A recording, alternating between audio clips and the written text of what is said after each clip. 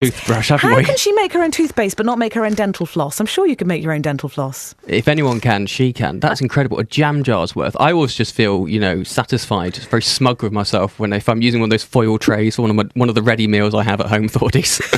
if I put that in the recycling bag, I just have a great sense of satisfaction at the end of the day. I love it. Creature of habit. Yeah. Seb Noble with my ready his meals. Ready meals on the button of 7:30 or whatever every evening. I wonder if there's someone who's got like an 8 a.m.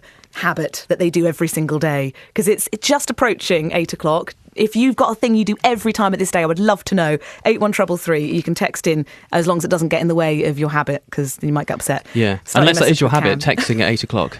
Please make that your habit, especially this week. Also, in the papers, chocolate chip is the headline of this 10-word story, whatever it is. Chip shop owner David Packer is offering battered cream eggs and chocolate bars over Easter in Torquay. Oh. So you won't be heading to Torquay then. That's why Andy Lake's going there. Andy Lake heading to Torquay for a battered cream egg. BBC Radio Cambridgeshire. To the roads, how's the A47 looking, James? Still partially blocked, Thordies. Yeah, there's a car broken down at the junction of Black Drove, more or less midway between Thorney and Guyherne.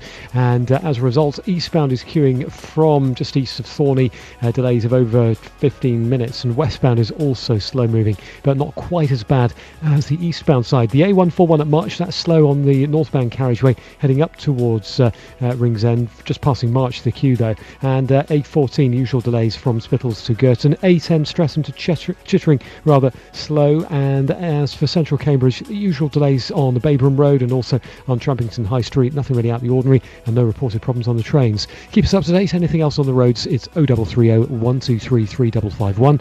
James Worley, BBC Radio Cambridgeshire Travel. Thank you very much, James. It's Thordies on your breakfast show all this week in for Dotty. Still to come in the next hour, Do Watch, which you may remember from last week's breakfast show, has gone absolutely international. A passion for Cambridgeshire. FM, online, on DAB. This is BBC Radio Cambridgeshire. And Battle of the Villages continues. Would you like to put your location on the map? 81333 if you're texting. Start your message with Cam. Breakfast continues after the 8 o'clock news with Andy Lake. Thanks, Thaddeus. Good morning. Moscow is considering its response after Theresa May warned it had until midnight tonight to explain its role in the Salisbury nerve agent attack, or it could face retaliation. The American Secretary of State, Rex Tillerson, has offered his support to Britain's assessment that Russia was to blame for the poisoning of a double agent, saying the perpetrators should face serious consequences. From Westminster, Chris Mason. The Kremlin faces an ultimatum. Answer today whether it was responsible for the attempted murder of the Skripals or face a retaliation. Tomorrow, the government will consider any response from Moscow and then decide its next steps.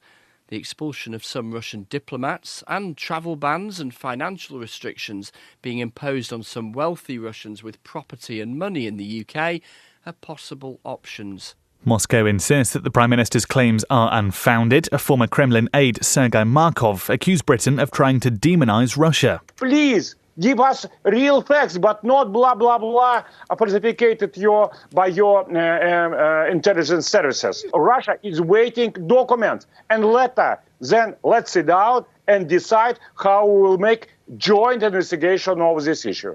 A study commissioned by South Cambridgeshire District Council suggests demand for age-friendly housing will be 80% higher by 2035.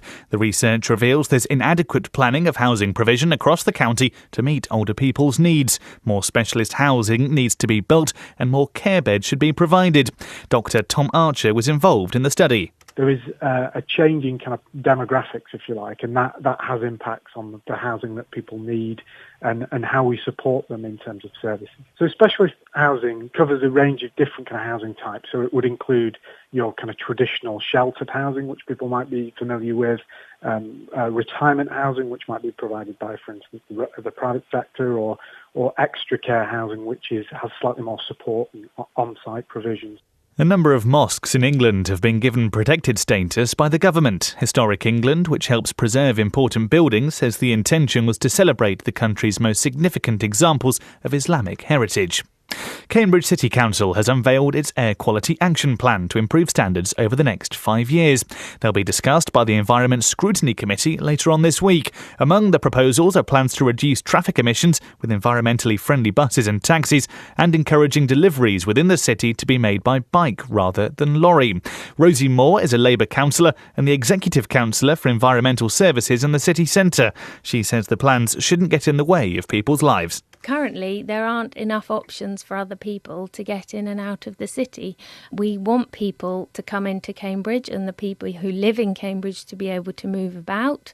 We want them to get to work, to school, to go shopping, but we just want them to be able to do it without causing air pollution. A scheme by one Cambridgeshire village tackling dog fouling has been getting attention from across the world. Known as Doo-Doo Watch, it encourages people to report unwelcome mess, which is then put on an online map. The residents in Wimbledon who set up the map now claim almost 50 communities around the country have got in touch to find out how they did it, along with people in Kuwait and Australia. And we'll have more on this in the next hour of the programme with Thordis this morning. And finally, a review of 25 years' worth of data has highlighted emerging threats to garden birds, including bird feeders, which could be spreading disease. Experts, led by the Zoological Society of London, say people should continue to feed birds, especially in the winter, but should be aware of the risks. Meanwhile, a form of bird pox, which causes warts on some species, is becoming more common. Kate Risley from the British Trust for Ornithology helped carry out the research. There's definitely a gap in people's knowledge, and this is really what this is about. We're trying to just make people think about it a little bit and think about a few simple things that you can do. If you're diligent, feeding your birds, you probably know how much they get through on a typical day. So, top up your feeders quite regularly, because that means that food isn't sitting out there for a long time getting contaminated. Sport now, and Peterborough's promotion push could take a major step forward at Bury tonight. Posh will move back into the League One playoff places if they avoid defeat at Gig Lane. Manager Steve Evans says it's an exciting opportunity. And around £250 million is expected to be wagered at the Cheltenham Festival over the coming days. And usually we've got local interest, with Kalashnikov, trained in Newmarket by Amy Murphy, currently the second favourite for today's Supreme Novices Hurdle. The weather for Cambridgeshire: a mostly dry and bright day with a mixture of cloud and sunny spells. Just a light or gentle breeze, and staying milder than of late as well. Highs of 10 Celsius, that's 50 Fahrenheit.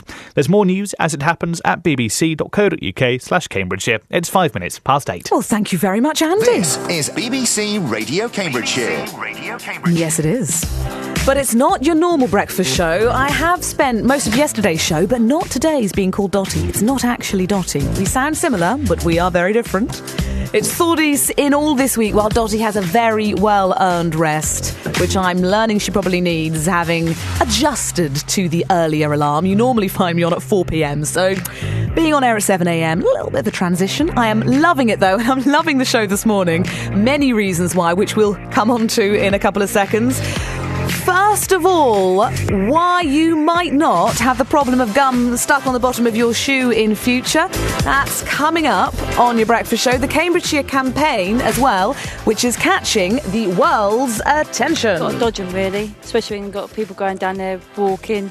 Hopefully they'll sort it out, really, and start finding people. Also, the countdown's on for the Kremlin. Should there be no credible response, we will conclude that this action amounts to an unlawful use of force by the Russian state against the United Kingdom. And this is one of my favourite things to have happened on the radio in a long time. Fighting talk on breakfast today. It's the Battle of the Villages. Peterborough Cathedral had 2 queens buried within. They started up the Gordon Highlanders, the famous Scottish regiment, was started at the Gordon in Alton Longville. You are getting in touch with your Cambridgeshire location with the most colossal claim to fame. Could your town or village, or indeed city, take the title? We've had nominations for Alton Longville, as you heard there, for Erith, for Great Gransden, Al Walton. But is the place that you live actually famous for something much better than we've been talking about so far? If it is, we would love to hear from you on the breakfast show this morning. 03459 25 2000 is our phone number as ever. If you're texting in, it's 81333. Start your message with the word Cam, or you can find me on Twitter if you'd like and send me a little tweetette. You'll find me at Thunderfairy. This is BBC Radio Cambridgeshire. Thoughty's having far too much fun on your radio this morning. Now, our top story is all about housing in Cambridgeshire. Demand for housing that meets older people's needs is apparently going to be up by 80% by 2035. This is according to brand new research. The sort of accommodation we're talking about is age-exclusive housing, specialist housing and also care beds. The research was commissioned from Sheffield Hallam University by South Cambridgeshire District Council.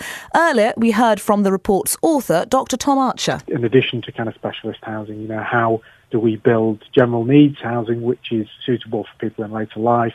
How do we provide home modifications and advice and information services? So trying to look at that in the round. And like I say, the platform has been there in this area in particular,